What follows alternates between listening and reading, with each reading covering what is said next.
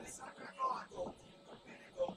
in sesta corsia per i colori dell'Hydros, nella gata criteria della farfalla, 50 7 Martinoi, 8.